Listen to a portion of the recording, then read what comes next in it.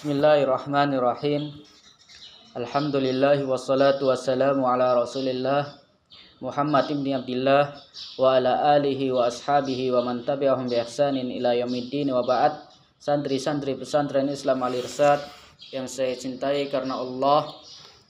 Assalamualaikum warahmatullahi wabarakatuh.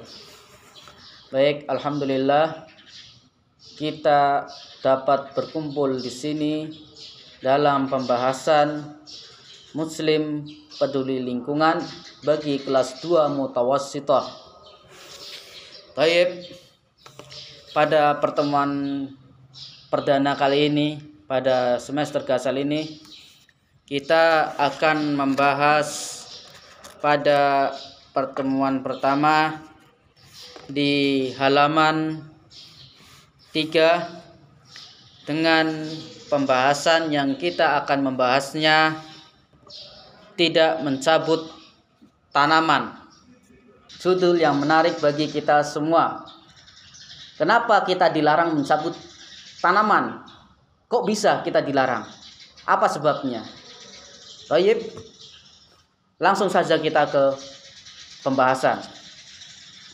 Tumbuhan yang ditanam di area pesantren Islam Al-Irsyad tentu memiliki tujuan dan manfaat. Apa sih tujuan dan manfaatnya? Di antaranya adalah sebagai tempat berteduh dan refreshing, mengurangi pencemaran dan menghasilkan oksigen, serta memperindah lingkungan pesantren. Itulah beberapa tujuan dan manfaatnya. Rasulullah SAW melarang umatnya untuk merusak tanaman tanpa alasan yang jelas. Ada tanaman kita cabut, ada tanaman kita cabut. Itu dilarang.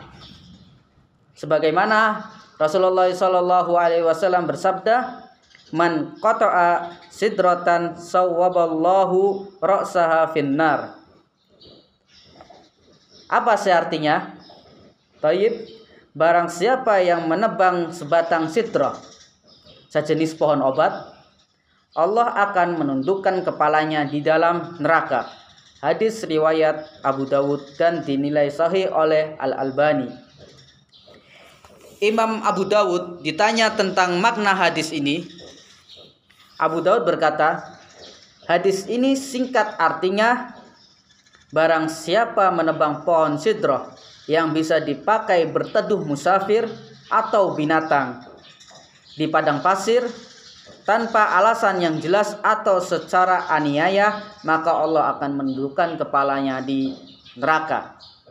Jadi kalau kita asal menebang, apalagi pohon itu sangat membantu orang-orang untuk berteduh, itu kita sangat berdosa, bahkan diancam di neraka.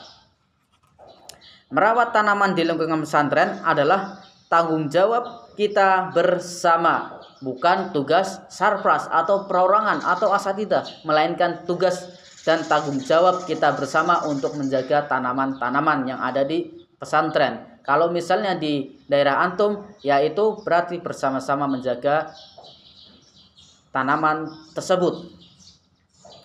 Berdasarkan hadis di atas, mencabut tanaman yang memberikan manfaat kepada kita tanpa alasan yang jelas tidak diperbolehkan. Seperti itu. Thayyib, itu mengenai manfaat tanaman bagi kita semua, dan larangan kenapa kita dilarang mencabut tanaman. Thayyib, ini ada beberapa poin-poin yang harus antum lakukan atau antum kerjakan. Yang pertama, ikut merawat tanaman yang ada di lingkungan pesantren kalau antum sudah masuk atau kalau antum di wilayah pesantren. Tapi kalau misalnya antum di daerah antum, berarti antum merawat tanaman yang ada di lingkungan antum. Jangan asal mencabut atau menebang tanaman. Yang selanjutnya yaitu tidak merusak tanaman yang ada di lingkungan pesantren atau di daerah antum. Yang selanjutnya yaitu menasihati teman yang melakukan perusakan tanaman di lingkungan pesantren atau di lingkungan tempat antum berada. Jika ada teman yang jalan sambil iseng mencabut-cabut tanaman, antum tegur, antum nasihati. Seperti itu. Jangan antum biarkan.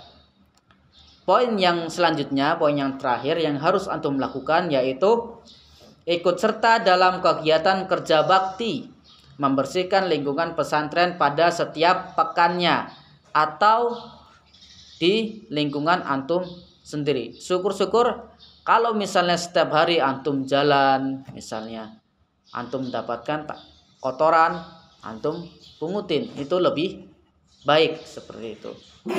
Baik, mungkin kita cukupkan pertemuan pada kali ini tentang pembahasan tidak mencabut tanaman, yang mana kita nanti akan melanjutkan kembali di pertemuan kedua. Pertemuan ini sangat menarik bagi kita semua, yaitu sadar diri sebagai bagian dari lingkungan. Masya Allah, ini judul yang sangat baik yang harus kita pelajarin. Baik, kita akhirin dengan doa kafaratul majlis. Subhanakallahumma wa bihamdika asyhadu an la ilaha illa anta astaghfiruka wa atubu ilaik. Syukran. Assalamualaikum warahmatullahi wabarakatuh.